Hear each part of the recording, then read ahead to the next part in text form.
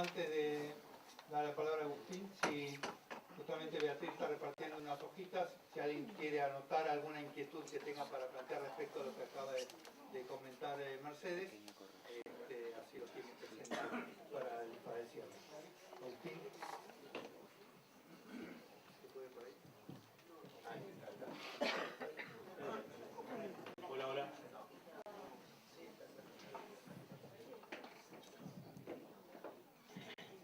Hola, hola. Bueno, muchísimas gracias por la invitación, felicitaciones a los compañeros por la iniciativa y bueno, como siempre, un orgullo compartir en una mesa junto con Mercedes, que además su intervención hace que yo no tenga que improvisar sobre economía, así que pueda hablar directamente de la política, digamos, ¿no? y de qué es lo que yo creo que está sucediendo con la política y cuáles son las cosas que pueden llegar a pasar y cuáles son las cosas que creo que nosotros tendríamos que hacer para concretar o para hacer realidad este deseo del vamos a volver, ¿no? Yo siempre termino mis intervenciones con un rato hablando sobre el tema de la corrupción. Hoy voy a empezar, digamos, ¿no? por todo lo que ha sucedido. Creo que es un hecho que nos dejó perplejos, que nos indigna, que nos entristece al mismo tiempo, que quien lo protagonizó deberá responsabilizarse desde el punto de vista personal, y que nosotros como espacio político vamos a tener que hacer el esfuerzo y tener la fortaleza para que ese hecho no sea utilizado como vienen siendo utilizadas todas las denuncias de corrupción para impugnar globalmente los 12 años de gestión, dañar o intentar seguir dañando la referencia de Cristina y con eso generar condiciones como para que se aleje más esta idea de poder volver a hacer una alternativa política, en la Argentina. Yo creo que lo que se va a venir en los próximos días van a tratar de decir este no fue un hecho aislado, sino que es un hecho generalizado. Durante los 12 años hubo un problema de corrupción estructural en los 12 años de gestión. Vamos a tener que hacer el esfuerzo de separar la paja del trigo y de decir por sobre todas las cosas que no todos somos iguales y que así como hemos tenido funcionarios de estas características, tenemos funcionarios muy honestos en todos estos 12 años de gestión y que las responsabilidades individuales bajo ningún punto de vista pueden impugnar un proceso. Entonces, sé que va a ser difícil, pero me parece que ese es el eje que nosotros tenemos que tratar fundamentalmente de sostener. Una cosa son las responsabilidades individuales y otra cosa es la utilización, que a partir de ahora van a ser seguramente con mucho mayor intensidad en los próximos días, en las próximas semanas, de tratar de que ese hecho resulte un hecho de la suficiente envergadura como para tratar de impugnar el proceso político de estos 12 años. Cuando yo analizo hasta el día de hoy, pero incluyendo esta cuestión del día de hoy, digo que bueno, que las denuncias de corrupción en la Argentina tienen como objetivo una carambola de 3 bandas, ¿no? La primera de ellas es sacar a Cristina de la cancha. Una cosa es el partido político, el partido de la política, el esquema de poder en la Argentina con Cristina dentro de la cancha, y otra cosa es con Cristina fuera de la cancha.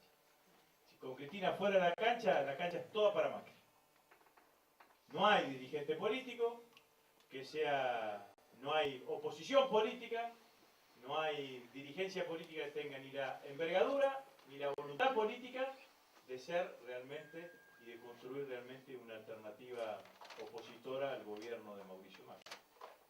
Por eso pudo ver política y gremial, ¿no? Política y sindical, ¿no? Porque eso pudo Macri vetar sin despeinarse la ley antidespido, por eso van a sacar mañana con un número importante de votos la modificación del sistema previsional, con un blanqueo que si nosotros lo hubiésemos hecho allá en el 2008 cuando votamos el primer blanqueo, que fue un blanqueo generalizado, que incluíamos ya en toda la iniciativa, digamos, ¿no? Todo lo que significaba no solamente los funcionarios, sino los familiares de los funcionarios con distintos grados de consanguinidad, lo van a sacar sin ese tipo de cuestiones, y probablemente, no sé qué pasará con los dos jueces de la Corte que están propuestos, ¿no? Entonces, la realidad es que el momento desde el punto de vista político más difícil del gobierno de Mauricio Macri fueron los 8 días que tuvo Cristina acá en Buenos Aires y los días posteriores a la presencia de Cristina acá en Buenos Aires. Antes y después, el escenario es un escenario amplísimo, con la complacencia y la colaboración de una dirigencia política claramente claudicante, y dirigencia política y gremial claramente claudicante. Y esto me parece que es así. El segundo objetivo es esconder esto que decía Mercedes, ¿no? Seguramente con este hecho que sucedió en el día de hoy, nosotros nos pasaremos hablando en las próximas semanas de este hecho y hablaremos menos de los tarifazos, y hablaremos menos de los desempleos, de la caída del empleo, y hablaremos menos del ajuste, y hablaremos menos de la pérdida del poder adquisitivo, del salario, ¿no? Está claro que no desde ahora, sino desde hace bastante tiempo. Hay un artículo hace un par de meses atrás, de Julio Blanc en Clarín, sospechado de kirchnerista, que hablaba de pan y circo, ¿no? Entonces decía que, bueno, como no va a haber pan para el pueblo, hay que darle circo. El circo eran las denuncias de corrupción sobre el kirchnerismo, ¿no? Y el tercer hecho es esconder lo más gravoso en materia de papelón y escándalo internacional, que son los Panama Papers. Entonces, el que es tan delincuente, el que tira un bolso con dólares a un convento, como el que tiene esos dólares en una cuenta en el exterior. Pero el doble estándar va a estar seguramente claramente aplicado. Miente tanto el que dice una cosa como el presidente, que dijo que no tenía cuentas en el exterior y después declaró que tenía 18 millones en el exterior, digamos, ¿no? En un paraíso en un paraíso fiscal. Pero bueno, este es la estrategia. Está claro que es así, acompañada por un peronismo que se debate claramente entre dos posiciones. Una posición con una mirada más conciliadora con el gobierno y más distante, digamos, ¿no? de Cristina, y hay otro grupo de dirigentes que pensamos que tenemos una mirada más crítica con lo que está haciendo el gobierno y más cercana o de mayor reconocimiento a los 12 años y al liderazgo de Cristina. En esa primera posición hay muchos más dirigentes. Ahí está el Partido Justicialista, está el bloque de senadores, una gran parte de los dirigentes del movimiento obrero. Y en esta otra posición, a mi criterio, hay más gente. Lo sigo sosteniendo, lo vengo sosteniendo desde hace bastante tiempo, que hay más kirchnerismo en la gente que en los dirigentes. Hay más kirchnerismo en el pueblo argentino que dirigentes dispuestos a representar. Y esa dicotomía, yo creo que va a ser una dicotomía que nos va a acompañar este año y seguramente durante todo el año que viene en el proceso proceso electoral y, como suele pasar en el peronismo, las elecciones son, o la voluntad popular son las que terminan inclinando hacia una posición o hacia otra posición. El riesgo del peronismo que encabeza Gioja, Pichetto, Scioli y demás es el riesgo de convertir al peronismo en la socialdemocracia europea y que en el futuro termine siendo tercero en las elecciones, como va a terminar el PSOE en las próximas elecciones en España. Porque convertirlo en cómplice de los planes de ajuste que los gobiernos de derecha sostienen. La votación de los fondos buitres es una votación trágica desde el punto de vista del compromiso de un sector del peronismo al hecho eliminar de la política económica del macrismo. Cada vez que hablemos de economía en Argentina en los próximos años, vamos a hacer referencia a esa votación. Cada vez que los docentes pidan un aumento y te digan no hay plata, te va a decir hay plata para los buitres, pero no hay plata para los docentes. Cada vez que falte plata en los hospitales, te van a decir eso. Cada vez que falte plata en las provincias, también van a decir exactamente eso. Y ahí va a aparecer un sector del peronismo en ese sentido. Si eso es así, si esa posición se consolida, va a haber crisis de representación en la política argentina, porque va a haber un espacio importante de la sociedad argentina que se va a encontrar sin representación. Esta es mi mirada. Mi mirada es que va a ser así. No puede existir una dirigencia política como la dirigencia política que sale después de la votación de los fondos buitres para decirle a los argentinos que lo que votaron era malo, pero que no había otra alternativa. Porque esa es la abdicación de la política. Si la política tiene dos opciones malas, tiene que dedicarse a construir la buena, no elegir entre una de las dos malas. Y esto fue lo que hicieron los compañeros nuestros que votaron a favor de la renegociación con los buitres, y todas las votaciones que van a seguir estando. Algunas tendrán estos argumentos, otros tendrán el argumento de la gobernabilidad, bueno, distintos argumentos que van en este sentido y que lejos están de marcar una posición diferenciadora, digamos, ¿no? de lo que significa el modelo de acumulación y el modelo de gestión del macrismo, que obviamente que se siente hiper cómodo en un escenario de esa característica. El macrismo intenta construir una nueva hegemonía en la Argentina.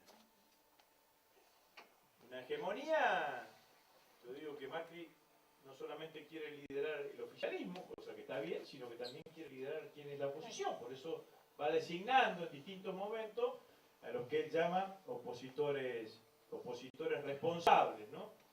Y construyen una sociedad política que los debates se dan sin tonos altisonantes, los dirigentes políticos se llaman por su nombre de pila, no tienen apellidos, ¿no? Y que encuentran una buena recepción y un buen discurso legitimante a través de los principales medios de comunicación, de Clarín, de Nación y de los canales de televisión. Fuera de eso estamos nosotros, feos, sucios y malos y corruptos, el kirchnerismo y todos aquellos que directa o indirectamente se sienten afectados por las políticas del gobierno y que intentan expresar algún tipo de oposición, algún tipo de crítica o intentan interpelar de alguna manera al proceso de acumulación. Yo creo que a ese proyecto hegemónico, lo que nosotros tenemos que tratar de brindarle como respuestas es esto que decía Mercedes, de tratar de construir consensos opositores que antagonicen o que puedan ser o que puedan interpelar a ese proyecto, con la idea de que esa interpelación pueda servir para que se modifiquen políticas. Porque nosotros podemos decir que tenemos 1000 despidos por día, que tenemos 120.000 despidos, 130.000 despidos, y es una cifra que Está buena en el sentido que legitima nuestro argumento. Ahora, no está buena para los 130.000 compañeros que perdieron el laburo. Tampoco le podemos decir a esos compañeros que perdieron el laburo que van a tener que esperar 4 años que nosotros lleguemos al gobierno para tener laburo. Tenemos que invitarlos a que se organicen para luchar. Tenemos que invitarlos a que se organicen para interpelar. Yo creo que cuando Cristina hace referencia al Frente Ciudadano, hace referencia a eso. Hace referencia a una cuestión más actitudinal de la fuerza política. Terminó la campaña electoral, el presidente además tiene políticas que son genéricas para todos los argentinos, independientemente si votaste a Scioli o a Macri. Cuando le llega a algún trabajador el telegrama de despido, no le preguntan si votó a Scioli o a Macri. Cuando llega el tarifazo, tampoco te sale haciendo un descuento por si lo votaste a Macri o te recargan porque si lo votaste a Scioli. Es exactamente lo mismo. Entre el 24 de marzo y el 12 de mayo pasaron 50 días y hubo 4 movilizaciones importantes. Las dos últimas, la del 29 de abril y la del 12 de mayo, yo estoy seguro que hubo votantes macristas que se movilizaron en contra del gobierno. Estoy seguro que hubo docentes universitarios, estudiantes universitarios que salieron a defender el presupuesto universitario y que votaron a Mauricio Macri, que hubo trabajadores que votaron a Macri y que estuvieron en la movilización del 29 de abril. Entonces, lo que nosotros como fuerza política tenemos que alentar es a eso. Ninguna de esas 4 movilizaciones no pueden ser calificadas de kirchneristas. Todas tienen un sesgo opositor, sí. Ahora, lo que sí podemos decir es que esas 4 movilizaciones se organizaron detrás de valores que estuvieron presentes en nuestro gobierno. Los derechos humanos, la política como herramienta de transformación, el trabajo y la defensa de la universidad pública. Eso es lo que nosotros necesitamos. Lo que necesitamos es que no se doblegue la voluntad política del pueblo argentino. Y el pueblo argentino sea capaz de salir a defender, organizándose, movilizándose cuando vea, independientemente de qué lugar político e ideológico está, cuando vea que sus derechos están afectados. Lo mejor que le podía pasar al macrismo es que la oposición seamos los kirchneristas, solos. Ellos quieren que nosotros nos convertamos en una secta, ¿no?, aislada del pueblo. Y nosotros tenemos que mostrar que somos otra cosa. Somos militantes populares que construimos poder popular en el seno del pueblo. Ni aislado del pueblo, ni sectario. Y ese es el camino que nosotros tenemos que tratar de que claramente tratar de transitar. No creo que sea un camino que sea lineal, ni que sea fácil, ni estamos frente a un adversario que es un adversario que no está dispuesto a utilizar todas las herramientas que tenga a su lado para jugar en este partido. El partido de destruir al kirchnerismo, ¿no? Acá, digamos, más allá de que Macri le vaya bien o le vaya mal, el primer objetivo del Círculo Rojo, el establishment, el bloque de poder, es escarmentarnos a nosotros. Para que nunca más se le ocurra a un espacio político en la Argentina gobernar en contra de los poderes corporativos de la Argentina. Eso es lo que está en juego. Ese es el primer desafío. Si después Macri pasa, tampoco a ese no, que no le voy a decir. Tampoco las corporaciones en la Argentina les preocupa demasiado que mañana aparezca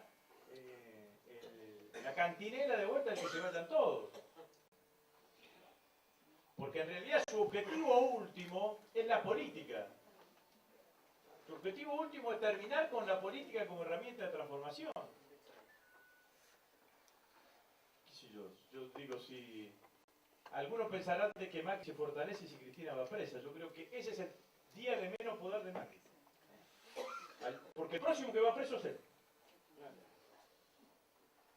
Porque la realidad es que el escenario que construyen es un escenario en donde por un lado tenés los Panama Papers, por el otro lado lo tenés la Rosadita, o tenés un ex funcionario nuestro tirando dólares en el convento. Entonces, para el común de la sociedad, son todos iguales. Entonces, el objetivo de la derecha no es que haya un partido político fuerte, es que haya todos partidos políticos débiles, a los cuales ellos les puedan poner condiciones independientemente si un día gana uno o gana otro. Además, que es como más o menos funcionó la democracia argentina desde el 83 hasta la fecha. Y que Néstor vino a quebrar. Y vino a transformar desde otro lugar. Entonces, esa sensación de desprestigio de la dirigencia política, bueno, me parece que es una sensación que tampoco a las corporaciones no les viene mal, digamos, ¿no? Independientemente de quién sea el protagonista o el destinatario de ese desprestigio. En un escenario que también hay que decirlo, ¿no? Así como Mercedes hablaba del escenario internacional desde el punto de vista económico, el escenario político internacional latinoamericano no es un escenario favorable a los desarrollos de los movimientos nacionales y populares, y en todos los casos la estrategia de la derecha fue más o menos similar. Seguramente si Daniel Scioli hubiese ganado las elecciones nos hubiese pasado lo mismo que le pasó a Dilma en su segundo mandato. La derecha no se hubiese quedado cruzada de brazos sobre el resultado electoral, porque lo que demostró en Brasil es que cuando no ganan por el voto popular, intentan obtener lo que no obtuvieron por el voto popular de otra forma. Bueno, en Brasil avanzaron con el impeachment y ahí está Brasil. Lo de Evo es una obra maestra del terror. Le encajan una operación sobre un hijo y sobre la muerte de ese hijo por falta de reconocimiento o atención de él, y a la semana de haber perdido las elecciones nos enteramos de que el hijo no había muerto simplemente porque no había nacido, porque era mentira. Pero ya había perdido la elección. Yo estuve con Evo en septiembre del año pasado. Tenía el 75%, te decían los funcionarios, 75%, 80% daban las encuestas a favor de la reelección. Entonces, no podían acusarlo de corrupción, no podían acusarlo de inflación, porque no tenían inflación, entonces lo acusaron, le armaron una cosa violentamente antiética, que revelase al conjunto de la sociedad, ¿no? Y eso fue gobernando nosotros. ¿No? Eso fue gobernando nosotros. Gobernando ellos puede pasar absolutamente cualquier cosa, ¿no? Pero bueno, quiero retomar, digamos, ¿no? esta idea del futuro del espacio político y de las alternativas y demás. Yo creo que no hay que buscar las certezas en la dirigencia política y gremial nos va a llevar sucesivas decepciones, yo lo vengo diciendo. Muchos compañeros después del 29 de abril pensaron de que era de vuelta el momento de juntarse con Moyano, ahí terminó Moyano de vuelta. Entonces hay que pensar en reconstruir canales de construcción popular directamente con el conjunto de la sociedad argentina. Nosotros decimos una cantidad de cosas que somos, y también nos olvidamos de cosas que también somos, porque actuamos como tal. Nosotros a veces subestimamos al pueblo argentino. Lo subestimamos en el proceso electoral del año pasado. El resultado del balotaje fue un resultado que provocó el pueblo argentino. Lo subestimamos a la hora de seleccionar los candidatos. A esta altura de la cuestión podemos decir que con Scioli, con Kicillof, con Randazzo, con quien se le hubiese ocurrido, hubiésemos sacado el 48,5% de los votos. pero lo elegimos yo y porque era el que más medía. ¿No? Hay que analizar alguna vez eso.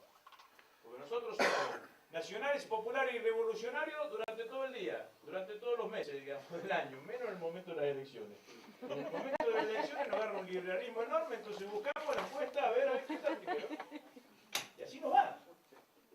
Así nos fue con las elecciones intermedias con Martín Insaurralde. Buscamos para cabeza de lista, la lista de diputados nacionales, el más parecido a Massa. No contento con eso, cuando perdimos la primaria asumimos la agenda de Massa, perdimos por más votos.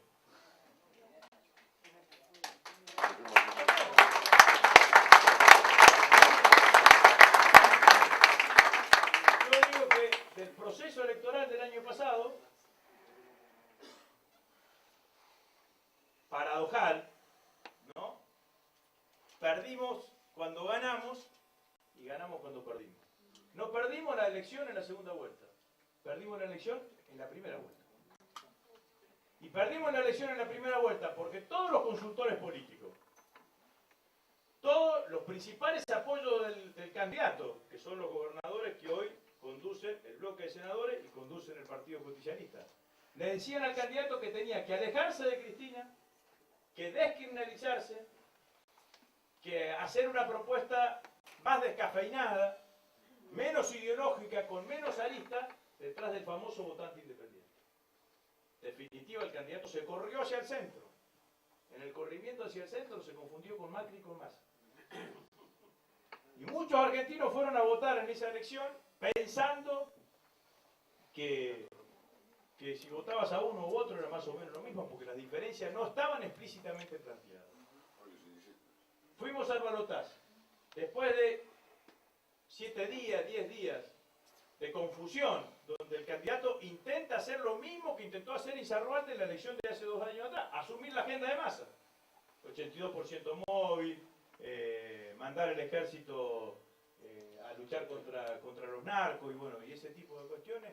Después de eso, que fue el peor momento de la campaña, en ese momento Macri estaba 65-35. En la primera semana después del balotaje, toma un carril que es plantear la cuestión de los dos modelos. Y lo que nadie esperaba que hiciese Scioli, plantear claramente la cuestión de los dos modelos, y dice, no es Scioli versus Macri, no es naranja versus amarillo, y casi ganamos. Es más, si teníamos una semana más, como era la proyección de las encuestas, quizás ganábamos la elección. Entonces, la verdad es que si eso fue así, lo contrafáctico que uno podría analizar, si el Scioli de la segunda vuelta hubiese sido el Scioli de la primera vuelta, capaz que llegábamos al 45 en la primera vuelta. Si planteábamos claramente la diferenciación. Pero en cambio todavía no estamos discutiendo si el problema fue Aníbal o Julián Domínguez. Entonces, el problema es que durante muchísimo tiempo estuvimos discutiendo lo que ellos querían que discutiésemos. Y no analizando lo que realmente me parece que tiene que ser nuestra fuerza política en el futuro, ¿no? Entonces, estas son las cosas que yo creo que nosotros tenemos que animarnos a ver y analizar de acá hacia el futuro. La realidad de la economía la describía muy bien Mercedes. No va a haber un mejor segundo semestre, no va a haber un año que viene mejor, va a haber conflictividad social, va a haber represión social. Todas estas cosas van a aparecer en Argentina y nosotros tenemos que tratar de organizarnos. ¿Qué significa organizarnos? A mi criterio es alentar estos consensos opositores. No hay que aislarse, no hay que meterse hacia adentro, no hay que mirar hacia adentro, hay que mirar hacia el conjunto de la sociedad. Nosotros no tenemos que tratar de hacer a la sociedad kirchnerista. No es momento de tratar de hacer a la sociedad kirchnerista. Uno no construye hegemonía cuando está en la oposición. Uno está obligado a construir hegemonía cuando es oficialista, cuando tiene el gobierno, cuando necesita sostener una gestión de gobierno. Lo que nosotros necesitamos hacer es fomentar esos consensos opositores con el más pequeño nivel de acuerdo que nos permita sostener, tratar de que la sociedad argentina se permita preguntarse cómo estaba antes, cómo está ahora, y si que esa pregunta no sea solamente individual, sino que sea también en términos sectoriales, y decirles a los argentinos que nosotros, no es como dice González Fraga, que regalamos celulares, plasma, motos, autos y viajes al exterior. Nosotros el único pecado que cometimos fue darle laburo a la gente. Nosotros le dimos trabajo a los argentinos. Y llevamos el nivel de empleo a niveles que la Argentina hacía muchísimo tiempo que no tenía. Y como lo llevamos a ese nivel, logramos un salario digno, un salario con capacidad de compra, un salario con que tuviese un poder adquisitivo fuerte. Y por eso pudieron llegar al celular, al plasma, a la moto, al auto y a poder viajar al exterior. Pero lo único que hicimos fue crear una sociedad casi competitiva. Muchas gracias.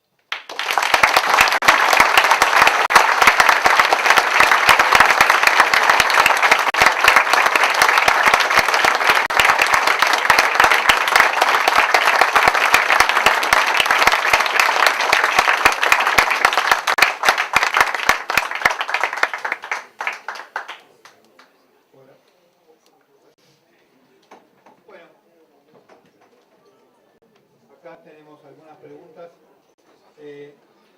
Haciendo uso del efecto halo, vamos a empezar de inmediato a lo primero, tratando de respetar el espíritu y el contenido de las preguntas. Hay una que se acerca bastante a lo último que vos decías, Agustín. ¿Qué errores políticos llevaron a entregar el aparato del Estado? ¿Se jugó a perder las elecciones? ¿Por qué? No, estoy convencido que no se jugó a perder. Se trató siempre de ganar. Yo dije una cantidad de cosas, me olvidé de describir el contexto, ¿no? No es simple en cualquier espacio político la sucesión, cuando el que lidera no puede competir y compite otro. No le fue fácil tampoco al propio Macri acá en la ciudad de Buenos Aires, cuando tuvo que, cuando ni en la primera, ni en su interna, ni pudo disciplinar los candidatos y demás, pero no, bajo ningún punto de vista, creo que se haya jugado a perder. Sí, creo lo que dije, digamos, ¿no? Me parece que no tuvimos la totalidad de la confianza en lo que el proyecto había generado. Miren, yo vengo de hacer una gira por la zona sur de la provincia, el sábado, fui a 5 localidades, ¿no? Entonces, la metodología que uso es tratar de ir a casas de compañeros y, bueno, tomar unos mates, 25, 30, 50, 70 compañeros. Y hace muchos años que recorro la provincia de Santa Fe. Nunca encontré en esas localidades, Teodelina, El Hortondo, bueno, Santa Isabel, Firmat, localidades que son el centro de la pampa húmeda, que están en la zona núcleo del país, las respuestas que encontré en esas reuniones. Nunca hice reuniones de tanta masividad. Y otras cosas más, digamos, ¿no? Y bueno, esas reuniones eran comerciantes, compañeros, militantes, otros más o menos, otros adherentes, más. Y eso es el kirchnerismo. Eso no existía. Cuando fue la 125, no me recibía ninguno. No me llevaban. Pero no me llevaban, no porque el compañero, el referente que teníamos, el referente nos gustaba uno más que él. Entonces, todo eso, toda esa base social es el kirchnerismo. Y estoy diciendo eso porque está claro, y eso yo lo percibo, digamos, ¿no? Que la crisis económica se siente mucho más en las grandes ciudades, en los núcleos de desarrollo industrial o distritos de desarrollo industrial que en el interior.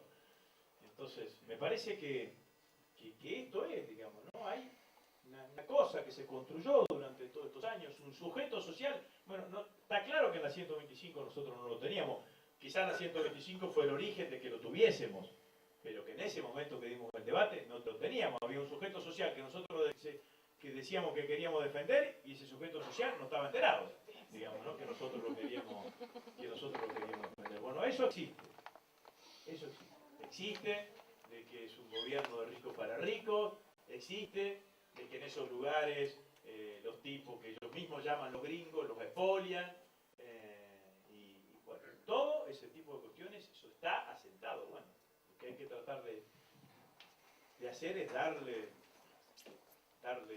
tomarlo como dato político a la hora de tomar las decisiones, ¿no? Esto nada más.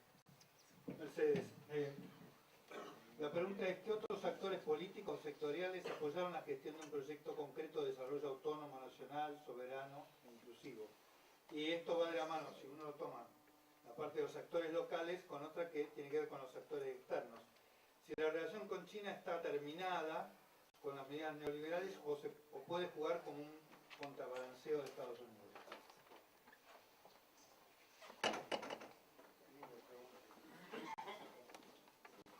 No, la relación con China no está terminada porque hay proyectos ya encaminados que tienen que ver fundamentalmente con la energía, que el gobierno creo que los necesita y los va a sostener, pero la definición geopolítica que ha planteado ya la Cancillería y el macrismo con su decisión de ir como veedor a la reunión del Pacífico es clarísima, tiene un contenido simbólico, si bien en los hechos no va a traer aparejado ninguna consecuencia inmediata, sí es una, y hay muchos países en el mundo que están como veedores en el Acuerdo del Pacífico. En realidad, en lo que subyace es su pretensión y su ambición de alinearse con lo que es el Transpacífico. El Transpacífico sabemos que no está China, ¿sí? Entonces, en primer lugar, y el Transpacífico en realidad es un proyecto geopolítico y estratégico de los Estados Unidos justamente para poner una cuña a la China, ¿no? Entonces, creo que el alineamiento de este gobierno es claramente con los países centrales, que el alineamiento, que esta definición con ir a participar en Acuerdo del Pacífico, se sabe que no podemos ser país miembro si no vamos como bloque, o con una degradación del Mercosur. Y esto creo que hay que evaluarlo, este debilitamiento de la situación del Mercosur y la situación regional, de cara a lo que planteaba Agustín, del debilitamiento de todos los proyectos nacionales y populares en la región, y justamente que las burguesías están buscando acuerdos con Europa, con Estados Unidos, y les encantaría flexibilizar y degradar el Mercosur, ¿no? Esto por un lado. Por el otro lado, los actores, creo que nos podríamos pasar todo otro día discutiendo el rol de los actores sociales y sobre todo la presencia o no, la existencia o no en nuestro país de una burguesía empresaria, de una burguesía industrial que no tenga objetivos rentísticos y que realmente se ponga al hombro un proyecto de desarrollo. Por eso yo hacía mención al principio que parte de las cosas que nosotros tenemos que mirar críticamente de lo que fue también nuestro proceso es que no haber identificado cuáles eran esos actores, ¿sí? De alguna manera fue el mercado el que definió el perfil de especialización, si bien hubo políticas horizontales, y el Estado sí se puso al hombro la redistribución del ingreso, el sostenimiento del mercado interno, pero lo que hace a los actores, y si no estaban los actores, plantear las prioridades, el rol del Estado es más echado. Yo creo que en lo que se viene en términos de propuesta, claramente tiene que, frente a lo que, y en la discusión conceptual de cara a hacer política, es mercado versus Estado. Por eso creo que esta reivindicación virtuosa del rol del Estado, y también, mire, yo no viene al caso, pero viene al caso.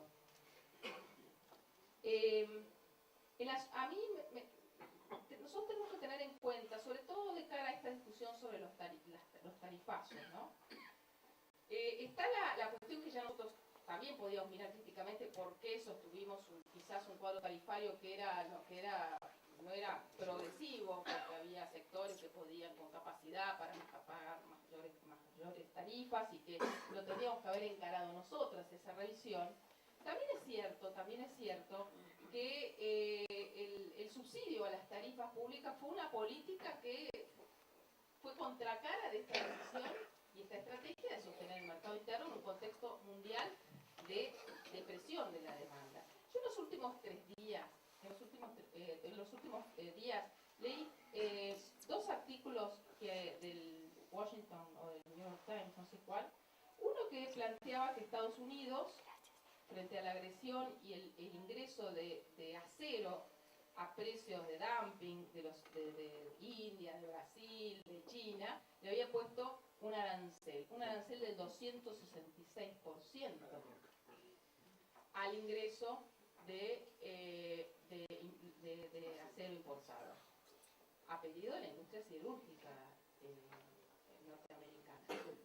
Anteayer salió otro artículo del Wall Street Journal que decía que China, como se le están dislocando y se está yendo los sectores industriales de muy trabajo intensivos hacia otros países con menores salarios, está generando subsidios multimillonarios para reinstalar esas empresas en otros sectores, bancarlos con la electricidad, bancarlos con la... subsidiando a el sector industrial para que siga produciendo en China y no se vaya a Vietnam o otros países. Entonces, esa es la realidad de las decisiones de política pública. Siempre las decisiones de política pública de un Estado, de un gobierno, tienen ganadores y perdedores, ¿sí?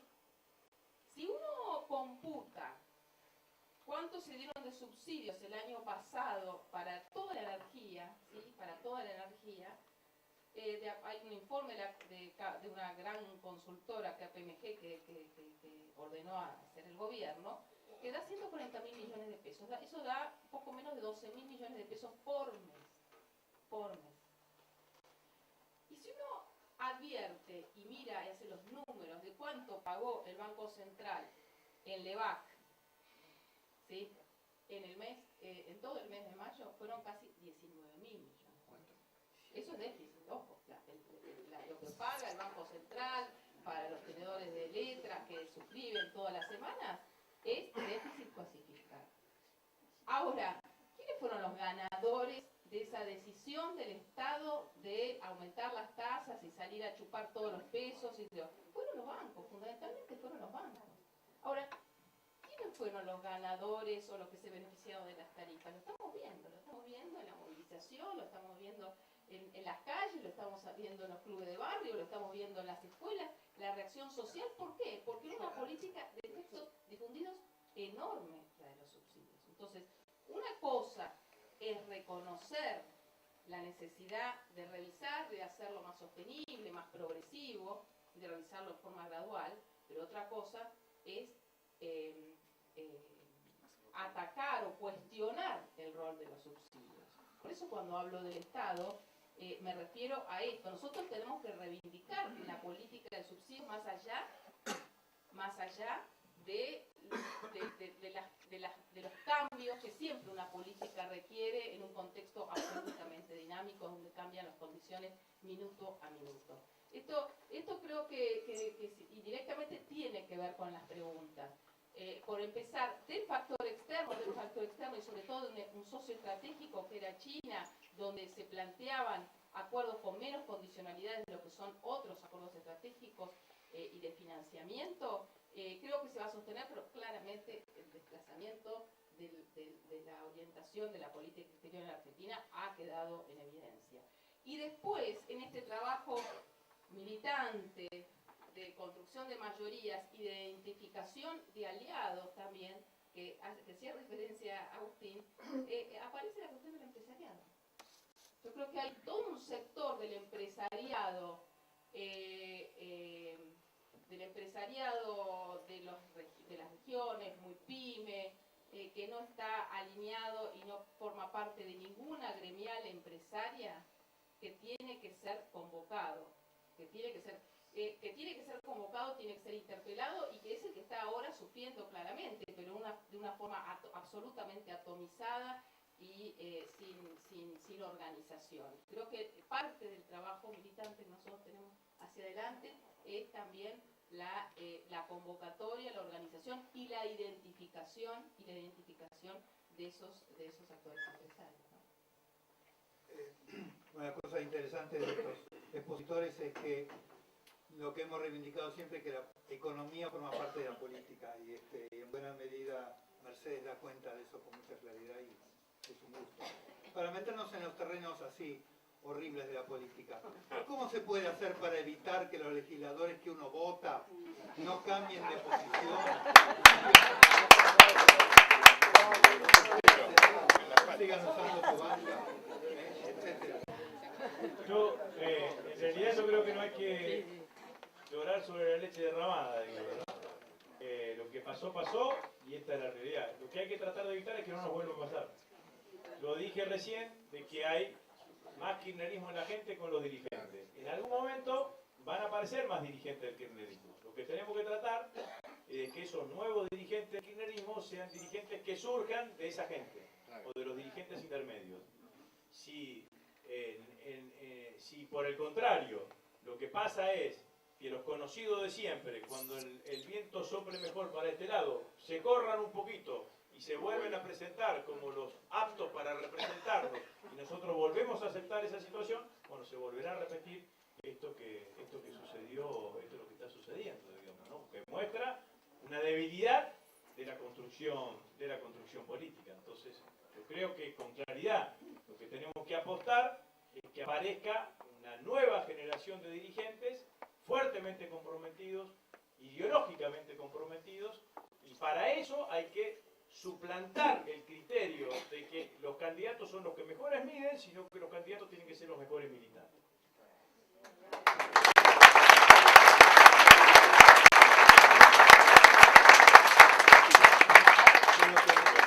Se va a votar mañana, Mercedes. ¿Qué futuro ves para ANSES después de la posible liquidación del 50% de sus activos?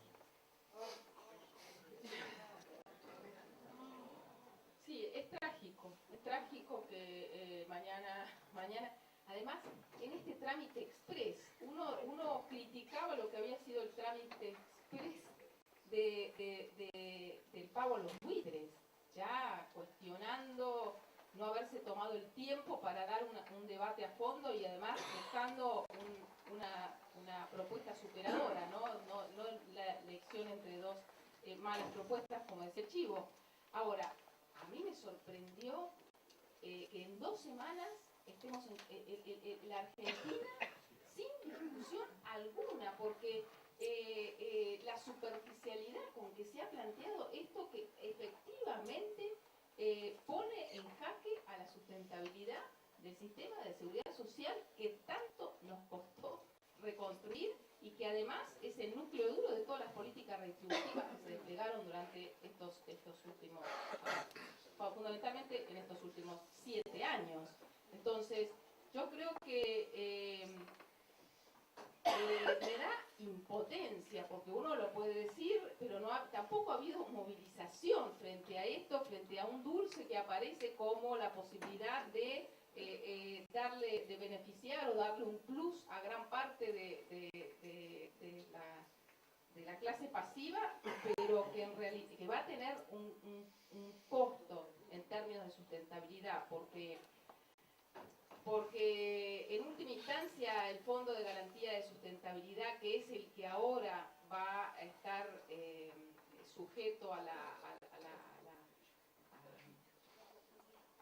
rapiña, porque va a ser financiamiento que inevitablemente se va a tener que utilizar para pagar los nuevos beneficios. Yo creo que hay muchas estimaciones, yo les recomiendo el trabajo muy bueno de la Fundación Germán Sala, donde se dice con toda claridad que de aquí al 2019 de avanzarse en este proyecto, el 60% del Fondo de Garantía de Sustentabilidad se habría comido en esta política. Entonces, yo, por un lado, lo que realmente nosotros ya, nuestro proyecto político, que había sido el de la ampliación y de una cobertura prácticamente del 100%, teníamos nosotros que discutir cómo seguía esto para garantizar la sostenibilidad, ¿sí?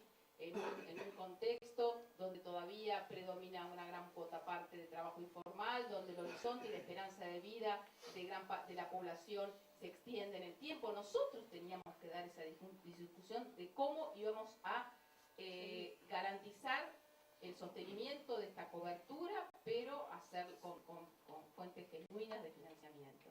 Y viene este proyecto de la noche a la mañana donde está distribuyendo lo que no existe con contrapartida en términos de financiamiento. Entonces, es realmente muy, pero muy grave. El blanqueo es una anécdota al lado de lo que ha metido en esta perversa ley ómnibus, donde además yo no puedo creer que el Senado, nuestros senadores de Frente para la Victoria, vayan a votar este acuerdo de reforma del ANSES, pero además el achicamiento de las alícuotas de uno de los pocos impuestos progresivos que teníamos, que es el impuesto a los bienes personales. Entonces, no solamente se avanza en un desfinanciamiento de la seguridad social, sino que al mismo tiempo se está eliminando o reduciendo, porque no se eliminaron, lo querían eliminar, pero redujeron las alícuotas de un impuesto progresivo como es el de los bienes personales. Así que la verdad que uno tiene que estar organizando para ir a la plaza y reclamar que del otro lado nos están poniendo algo muy caro, que son los jubilados que tienen derecho efectivamente a una actualización, que nuestro gobierno lo venía encarando de forma bastante intensa, pero siempre privilegiando al estrato bajo, a los que estaban dentro del universo de la mínima. Entonces, yo no sé si está pensado algo para... pero bueno, podemos pensar. Hay una convocatoria circulando. Sí, recién con aguante. Sí, es... Bueno, todos estaban convocando el 9 de julio y el 9 de julio también. Todos están convocando en todos lados. Última pregunta. ¿Creen que si Macri pierde elecciones lo va a aceptar, la va a respetar?